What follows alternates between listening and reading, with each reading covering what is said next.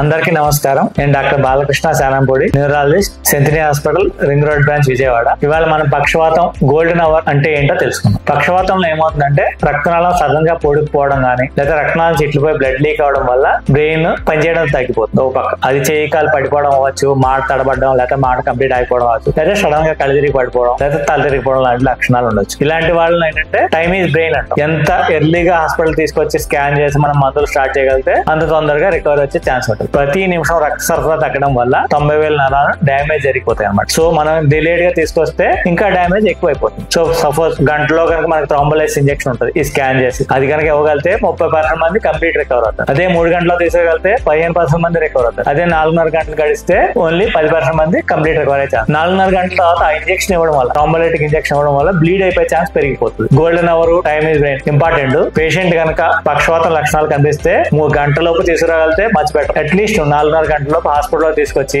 సరైన స్కానింగ్ లాంటివి చూసుకుని సరిగ్గా థ్రోంబోలైసిస్ ఇంజెక్షన్ ఇవ్వగలిగితే మనం వాళ్ళని ఆ సివియర్ డిజేబుల్డ్ నుంచి రక్షించిన వాళ్ళని అవుతాం. గుర్తుపెట్టుకోండి, time is brain, golden our brain important. So ఎర్లీగా హాస్పిటల్ తీసుకురండి పక్షపాతం. Thank you.